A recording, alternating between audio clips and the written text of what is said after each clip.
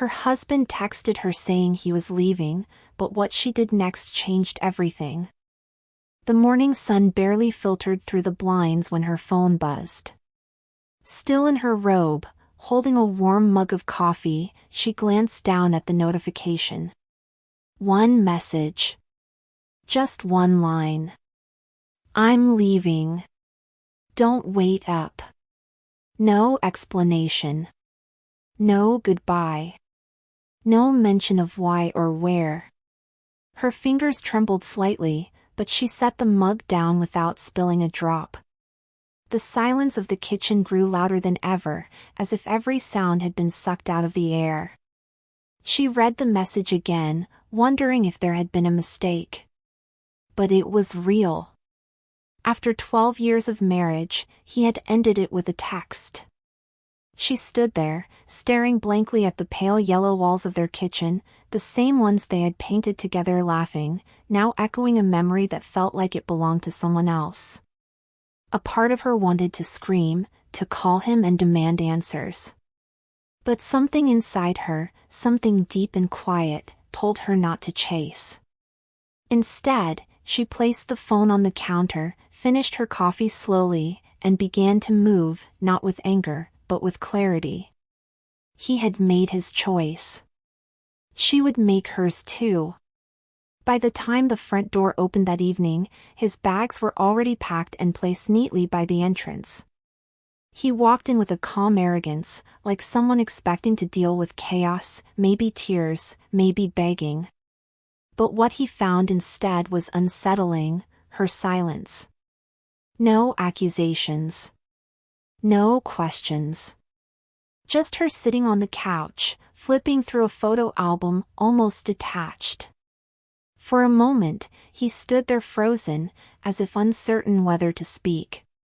"You packed my stuff?" he finally asked, not even pretending to be surprised. She nodded slowly, her eyes never leaving the page. A picture of them smiling on a beach stared back at her. "You said you were leaving," she said calmly, her voice without tremor. "So I made it easier." The coldness wasn't anger, it was conviction. He tried to read her face, searching for signs of pain he could control or manipulate. But there was nothing. She wasn't broken. She wasn't lost. That unsettled him more than any tears could have. And when she opened the door for him, he walked out not feeling victorious, but oddly dismissed. Before stepping outside, he paused and turned around. Perhaps to provoke. Perhaps to reclaim some power.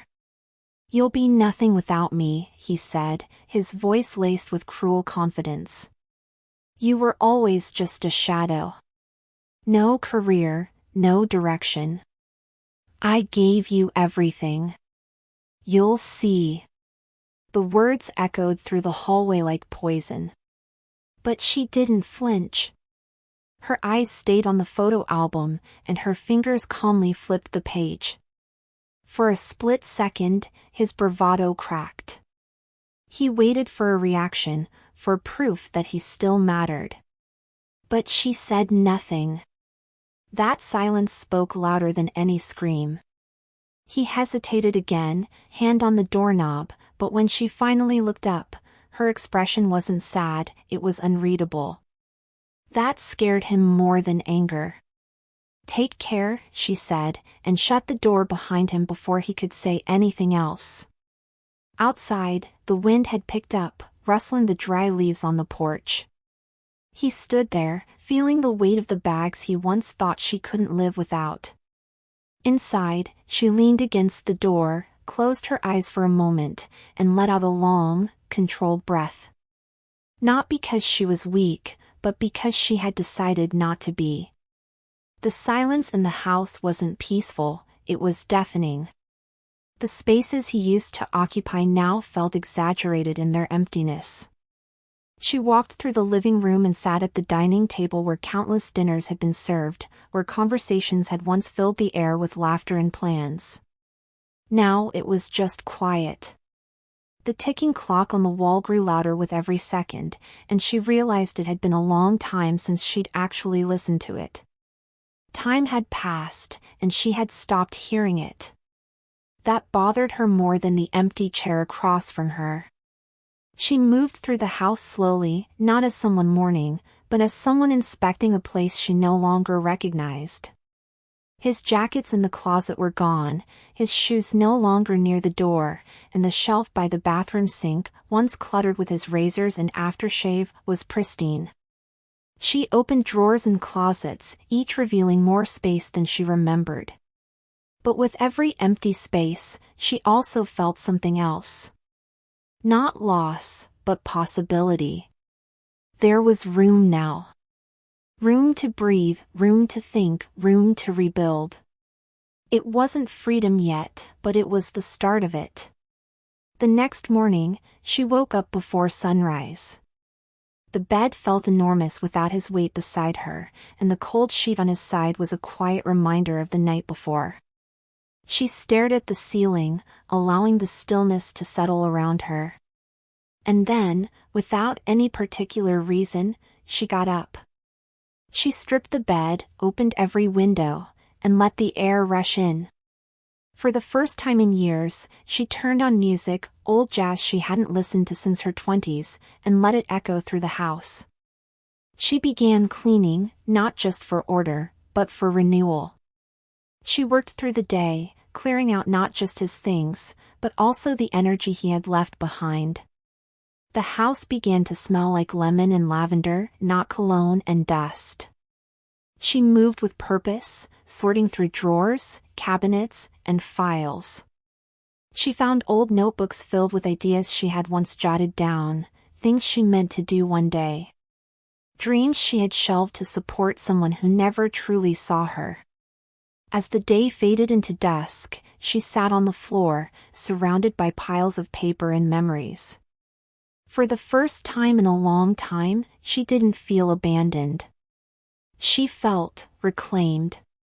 In one of the bottom drawers of her old desk, covered in dust and untouched for years, she found a binder full of notes, sketches, and handwritten recipes. Each page carried a scent of nostalgia, vanilla, cinnamon, lemon zest. They were fragments of a life she had once imagined, owning a small cafe, serving homemade desserts, and watching strangers become regulars. Back then, he had called those dreams cute distractions, something to keep her busy while he chased real goals. But now, flipping through the pages, they felt like seeds buried too deep for light, until now. She sat on the floor, the binder in her lap, and remembered the evenings spent experimenting with flavors, the joy of sharing new creations with friends who once believed in her. Somewhere along the way, her ambitions had been quietly folded into someone else's vision. But they had never truly vanished. The more she read, the more vivid her old dreams became. They weren't childish. They were hers. They were real. For the first time in years, she allowed herself to imagine again, not escape, not fantasy, but something tangible. Something that could be built. Starting over didn't begin with grand gestures, it began with small, deliberate steps. She pulled out the mixer from the cabinet, wiped the rust off the baking pans, and bought fresh ingredients with careful attention. The first batch of cookies came out uneven, some too browned, others underbaked. Still, she placed them in boxes lined with parchment paper and tied each one with a ribbon, like she used to do in her 20s. There was no customer yet. Just her, baking in a quiet kitchen, creating warmth in a house still echoing with cold farewells. That weekend, she brought the boxes to the community park and set up a simple wooden table near the entrance. She didn't have a banner, just a hand-painted sign that read, "Home Bakes by Chapter 2. Passers-by smiled politely, a few stopped, some bought.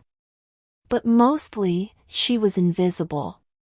Still, when a woman returned the next day asking for the lemon cookies with the soft center, her heart swelled. It wasn't about money, not yet. It was about planting something again. Something that was hers, and hers alone. The small spark of her endeavor began to reach the ears of those around town.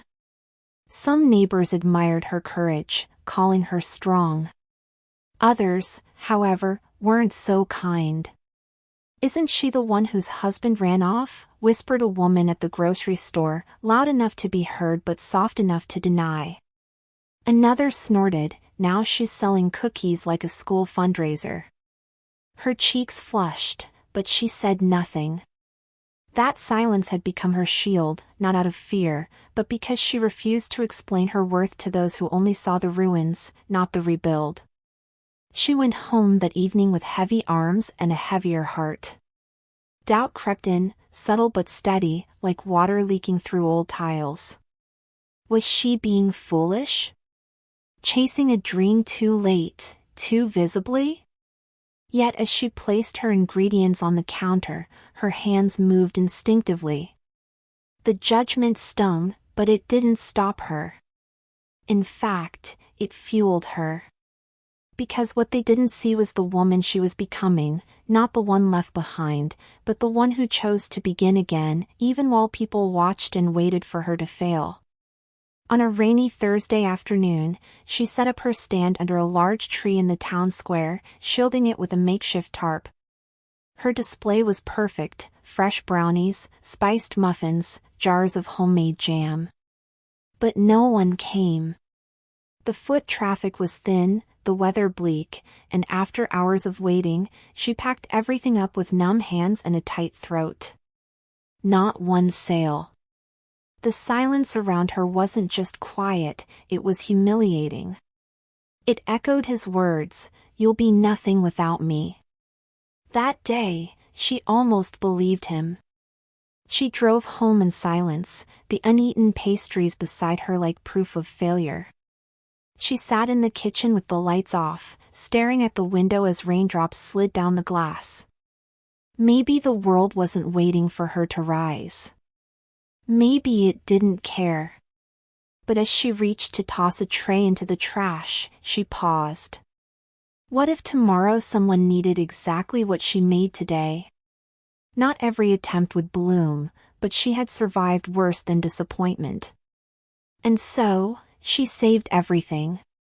Because quitting would mean he was right.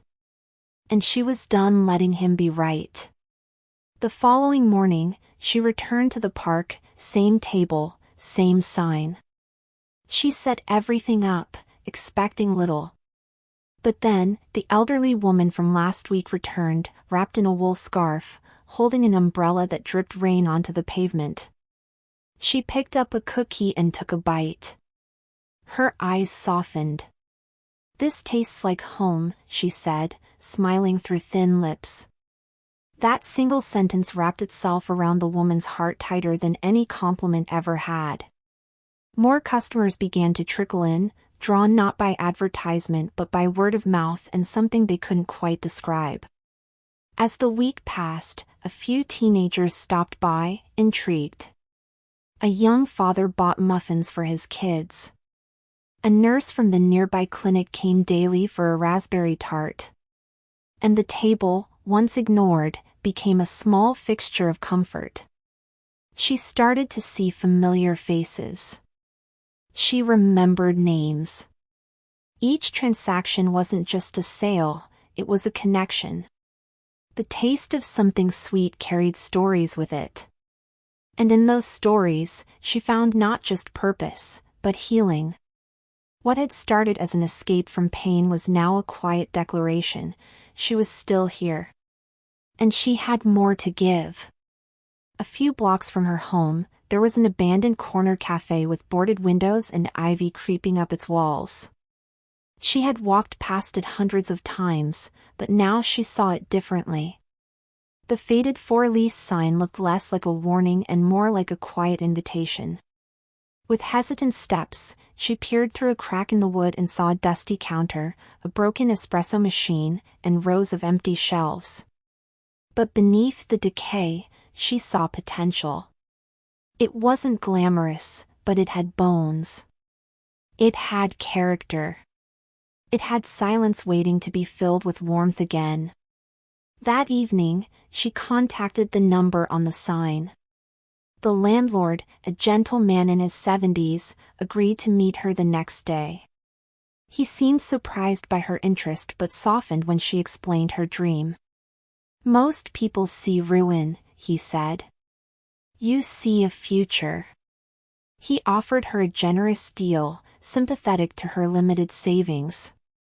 It would take everything she had, and more effort than she could imagine, but as she held the keys in her palm, a quiet strength took root. She wasn't just selling cookies anymore. She was building something from the ground up. The first week was spent sweeping floors, scrubbing tiles, and peeling away layers of dust and neglect. Friends from the neighborhood stopped by, some out of curiosity, others with offers to help. With borrowed tools and secondhand paint, she transformed the space day by day. She tore down a wall to open the dining area and painted the windowsills with sunflower yellow. A local carpenter offered to rebuild the counter in exchange for a month's worth of pastries. Little by little, the cafe began to reflect her spirit, resilient, vibrant, and quietly bold. When it came time to name the place, she stared at the blank board above the doorway for hours. Then, it came to her in a whisper, Chapter 2. Not just for the cafe, but for her life. This was the next chapter, no longer defined by what she had lost, but by what she was choosing to create. She painted the letters herself, every stroke an act of defiance against the past. It was imperfect, but honest. And as the paint dried, she stood on the sidewalk, looking up at it, and felt, for the first time in a long time, like she belonged. The opening day of Chapter 2 arrived with soft sunshine and nervous anticipation. She wore a simple dress and tied her hair back, her hands trembling slightly as she unlocked the front door. Customers began to arrive, neighbors, former strangers, and curious passers-by. Laughter echoed off the new walls, and the scent of fresh bread and vanilla filled the air. But as the line reached the entrance, two familiar figures appeared. Her ex-husband, dressed sharply, and a younger woman clinging to his arm. They stepped inside like they owned the place. He looked around with mild amusement, then leaned over the counter and smirked. "So this is what you've been up to," he said, loud enough for nearby customers to hear. "A bakery?" His partner chuckled and added, "Charming. It smells like childhood in here." For a brief moment, the air felt colder. Her heart pounded. But she didn't shrink. Instead, she smiled politely and replied, "Welcome. We're fully booked today. But you're welcome to try again another time." She turned to the next guest without hesitation, leaving them standing awkwardly in a space they no longer belonged to. He stepped back, clearly irritated that his presence hadn't rattled her. He tried again. "Don't you want to talk? After everything?" She glanced at the line behind him and shook her head softly. "I'm working. I suggest you enjoy the view from the outside." The cafe had filled quickly, and the buzz of conversations resumed. People had noticed the exchange but didn't speak. Instead, their supportive eyes told her everything she needed to know. She had built something worthy. Not just of attention, but of respect. The younger woman tugged at his sleeve, clearly uncomfortable. "Let's go," she whispered. He hesitated, perhaps realizing that whatever grip he once held had vanished. As they exited, the bell above the door jingled cheerfully, as if marking a quiet victory. She watched them go, not with bitterness, but with clarity. This place wasn't just about pastries. It was about reclaiming space, physically, emotionally, and spiritually. And today, she had done exactly that. Later that night, as she swept the floor and turned off the lights, she found herself reflecting on his face, the surprise, the frustration, the disbelief. There had been a time when she would have done anything for his approval. When his laughter shaped her choices and his silence wounded her more than words. But seeing him now, in her space, out of place, she realized something profound. She didn't need closure from him. She had already given that to herself. She brewed a cup of tea and sat by the window of her quiet cafe. The street outside glowed with the soft amber light of street lamps, and the occasional passerby paused to glance at the new sign above the door. She thought of the nights she had cried silently into her pillow, of the days she had doubted her worth. And now, those moments lived in the walls of this place, not as scars, but as bricks. Every tear, every failure, every humiliation, part of the foundation that held her up now. 2 days after the encounter with her ex, a young woman entered the cafe holding a camera and a notepad. She introduced herself as a freelance journalist for a local lifestyle blog. "I've heard about this place from 3 different people this week," she said, smiling. "Everyone keeps saying there's something special here, something healing." At first, the woman hesitated. She wasn't used to telling her story publicly. But the journalist's warmth reminded her of the people who had helped along the way. So, over a cup of tea, she shared how the cafe came to be. The article went live 3 days later. It wasn't just about pastries. It was about resilience, about building from heartbreak, about reclaiming identity through creativity and kindness. The piece was shared hundreds of times, and the cafe's name began to circulate far beyond the neighborhood. That weekend, the line outside wrapped around the corner. People came from nearby towns, saying they just wanted to see the place that made them believe in starting over. She served every guest with gratitude, not for their money, but for believing in her story.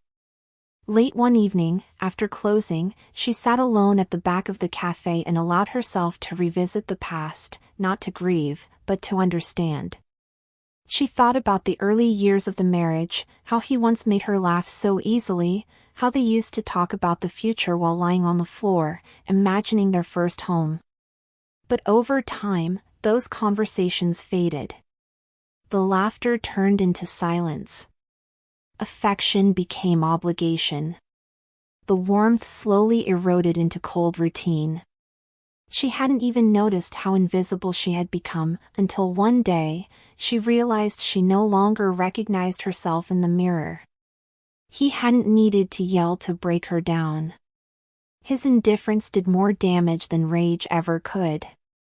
The way he dismissed her opinions, the way her hobbies were pointless, her friends immature, and her goals unrealistic.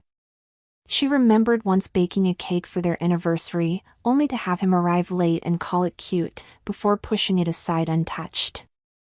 That moment stuck with her more than the fights. Because silence, too, can wound. And remembering it now only confirmed how far she had come since choosing herself. The disrespect hadn't started with big betrayals, it came in fragments, almost invisible at first. It was in the way he corrected her in front of guests, pretending it was just a joke. Or the way he'd sigh when she spoke of dreams he didn't understand. It was in the way he let her do all the emotional labor, while labeling her efforts overreactions. She remembered once applying for a small local art contest, just for fun. When she showed him her entry, he laughed. "What are you trying to prove?" That night, she cried in the bathroom so he wouldn't see. Over time, those small slights added up. She began to second-guess herself, hesitate before speaking, apologize even when she wasn't wrong. She dressed how he liked, cooked what he wanted, laughed when he expected. But with every compromise, something inside her faded. And the worst part? She thought that was love. That love meant shrinking to fit. Only now did she understand that real love doesn't require disappearance. It invites expansion. And this cafe, this chapter, was her expansion finally taking root. The turning point came subtly, when love stopped feeling like freedom and started feeling like a rulebook. He began tracking her whereabouts with casual questions disguised as care. Why did it take you so long at the store? Who was that friend again? Soon, her calendar filled with plans that weren't hers. She stopped attending book clubs, stopped visiting her sister, even stopped painting. At first, she convinced herself that compromise was part of commitment. But eventually, she realized she was only allowed to exist within the limits of his comfort. She remembered how quiet her world had become. The music she once danced to while cleaning had been replaced by podcasts he liked. The vibrant colors she loved in the living room were replaced with grays and neutrals to match his minimalist taste. One day, she looked around their home and realized nothing in it belonged to her anymore. Not even the woman standing in it. That realization didn't come with anger. It came with mourning. She had buried herself alive. And now, she was learning to breathe again. One of the most painful memories returned like a whisper on a busy afternoon. It had been their anniversary. She had spent days planning a small surprise dinner, baking from scratch, even printing an old photo of them laughing in their first apartment. She lit candles, wore the dress he once said made her look beautiful, and waited. He arrived an hour late, glanced at the table, and muttered, "You didn't have to do all this." He ate silently, barely speaking. When she asked if something was wrong, he said coldly, "I'm just tired." "Can we not make this dramatic?" That night, she had curled into herself while he slept beside her, wondering what more she could have done to matter. The shame didn't come from his words, it came from her willingness to believe them. For years, she had walked on eggshells, trying not to be too much or too little. Always adjusting, always striving to be enough. But enough isn't something someone gives you. It's something you claim. And now, every customer who smiled at her pastries, every handwritten thank you note, every tearful hug from a stranger who saw themselves in her story, each one reminded her she had always been enough. Tucked between pages of an old planner, she found a letter she barely remembered writing. The paper was yellowed, folded multiple times, the ink slightly smudged. It was addressed to him, but it had no stamp, no envelope. She had written it in a moment of desperation, during a time when she still believed he might listen. In the letter, she pleaded for understanding, confessed how lost she felt, and begged for something, anything, to change. Reading it now, her hands trembled. Not from sadness, but from disbelief that she had once thought his validation was necessary for her survival. She set the letter down and stared out the window, watching the wind sway the trees outside. Back then, she didn't send it because a part of her knew the answer. He wouldn't have read it, not truly. He would have rolled his eyes or called her dramatic. The letter wasn't for him. It was for the version of herself who still hoped. Now, she didn't need that hope. She had herself, her business, her peace. So instead of burning the letter, she folded it again, placed it in a box labeled past, and locked it away. One rainy afternoon, as she was closing up the cafe, a woman entered, soaked and out of breath. She apologized for being late and asked if there were any pastries left. "Just a few," the owner replied warmly. The woman sat down with a cup of tea and a slice of lemon cake. After several minutes of silence, she whispered, "I left someone yesterday. Walked out with nothing but my coat and my keys." Their eyes met. No more words were needed. She brought the woman a second slice, on the house, and sat beside her until closing time. The next morning, a handwritten note was waiting on the front step. Your kindness reminded me I'm not broken. I'm just beginning. There was no name, no return address. But the message was clear. The cafe had become more than a business. It was a refuge, a symbol. People didn't just come for cookies, they came to feel seen. That day, she understood that healing, when shared, creates ripples. The strength she had fought to reclaim was quietly empowering others, even those just passing through. Weeks later, she received an unexpected email from a popular local podcast host. We'd love to feature your story, it read. Your cafe's message is exactly what our listeners need right now. At first, she hesitated. She wasn't used to microphones or interviews. Her story wasn't dramatic, it was slow, quiet, made up of thousands of moments most people ignored. But after thinking it over, she agreed. Not for fame. But because maybe someone out there, sitting in silence like she once did, needed to hear her voice say, "You can begin again." The podcast aired on a Tuesday. By Thursday, her inbox was flooded with messages. Women from different states shared stories of escape, of rebuilding, of resilience. Some wrote from shelters. Others from coffee shops during lunch breaks. One message stood out: I listened to your episode in my car before signing divorce papers. You gave me courage. She sat at her desk, hand over her mouth, and let the tears fall. Her pain had become purpose. And now, her voice, once silenced, was becoming an echo of hope. 1 month later, he returned. Not with arrogance this time, but with uncertainty. He entered the cafe quietly, wearing a suit that no longer fit right, his hair grayer than before. She spotted him immediately. The room seemed to pause. He approached the counter and asked if they could talk. Her heart didn't race. Her hands didn't shake. She nodded once and gestured toward the quiet table by the window. They sat in silence for a moment. Then he said, I didn't think you'd make it without me. She looked him in the eyes and replied, I know.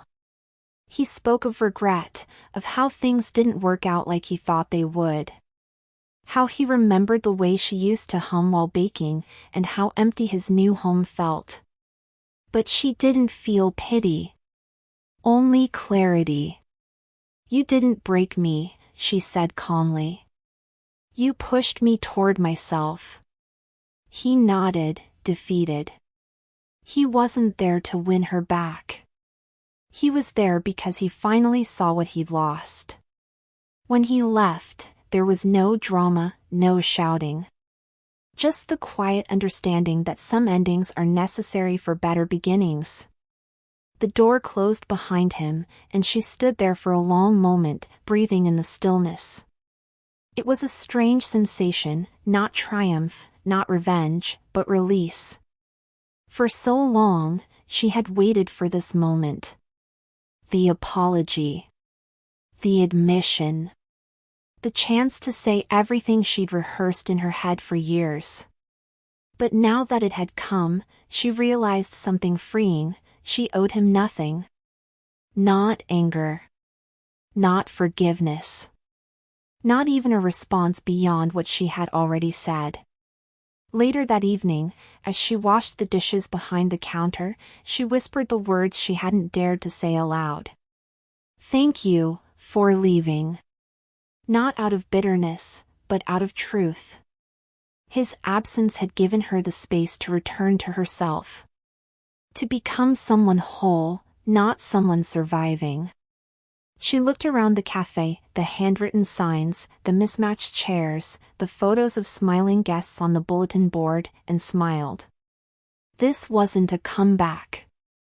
It was a continuation. And she had written every word. A week later, an envelope arrived with no return address. Inside, a handwritten letter, carefully folded and written in neat, elegant cursive. It was from the woman her ex had left her for. The message wasn't cruel. It wasn't bitter. In fact, it was startlingly honest. "I thought I had one," the letter began. "But now I see I was just the next in line. He didn't love me. He just needed someone who didn't know who he really was yet." As she read, her fingers tensed, then relaxed. The woman wasn't looking for sympathy, just closure. At the end of the letter, the woman wrote, "I visited your cafe last month. You didn't recognize me. I sat by the window and watched you. And in that moment, I understood everything. He didn't leave you for someone better. He left you because he couldn't handle someone becoming more." That sentence echoed in her mind long after the letter was tucked away. It was the final thread of a story she no longer needed to carry. She didn't reply. There was nothing left to say. But for the first time, she felt like she had outgrown even the memory of him. Months passed, and Chapter 2 became more than a local gem, it became a destination. One morning, a national magazine listed it as one of the 10 small businesses that are changing lives. A journalist called, asking for an interview, and soon after, a photographer arrived to take portraits of the cafe, the staff, and its guests. When the article was published, it didn't just highlight the menu. It told her story, and the cafe's purpose, to be a place where people find comfort, courage, and community. The response was overwhelming. Strangers began writing letters, sending emails, even traveling across states just to sit at a table and say, "I heard about you. Thank you for existing." She watched it unfold with wonder. Not because of the attention, but because it affirmed what she already knew: pain, when transformed, can nourish others. Her life, once reduced to silence, now rang with laughter, conversation, and the clinking of coffee cups. And still, she remained the same woman who began it all, with a rolling pin, a quiet will, and a heart that refused to stay small. One rainy Sunday, just before closing, a woman entered the cafe wrapped in a long coat. Her steps were slow, careful. She looked older, familiar. When she reached the counter, she hesitated, then removed her hood. It was his mother. They hadn't spoken in years, not since the divorce papers were signed. She looked different. Tired. Softer. "I wasn't a good mother-in-law," she said, not looking up. "I believed his side of the story. I thought you were the weak one." The cafe owner said nothing. Just listened. The woman continued, her voice cracking. "I was wrong." The silence that followed wasn't uncomfortable. It was necessary. Then, she motioned toward a slice of cake in the display and asked, "May I sit for a while?" She nodded and brought the plate herself. They sat in silence for a time, the rain tapping against the windows like a soft metronome. Finally, the older woman whispered, "You built something beautiful." She smiled, gently.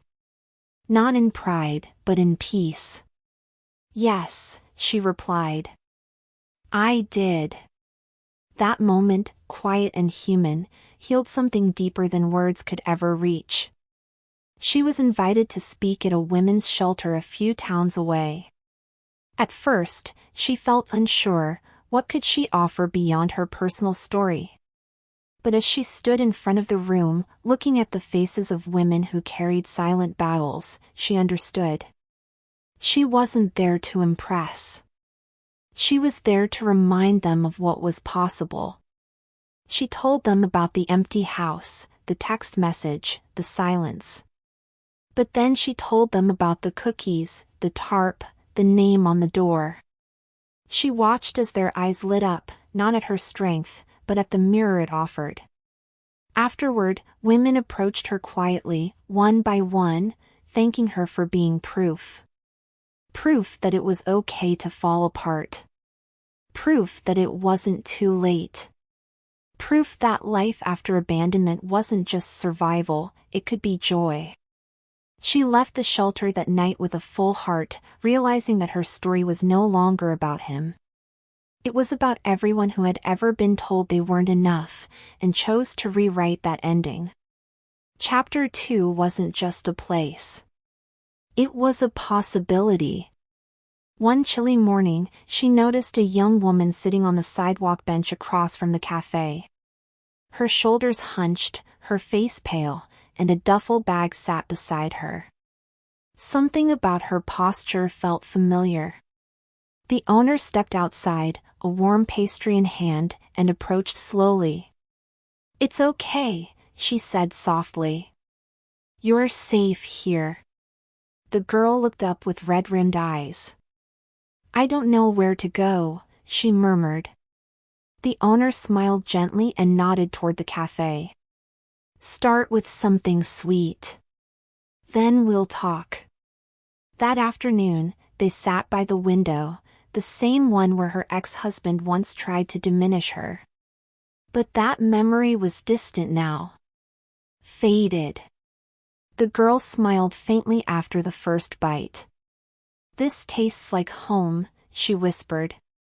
The cafe owner smiled, placing her hand over the girl's. "Then maybe this is where your story begins." As the sun set, casting golden light through the windows, Chapter 2 embraced yet another soul ready to start over. And the woman who once thought she had been left behind realized, with a full heart, that she had never been alone. Only becoming.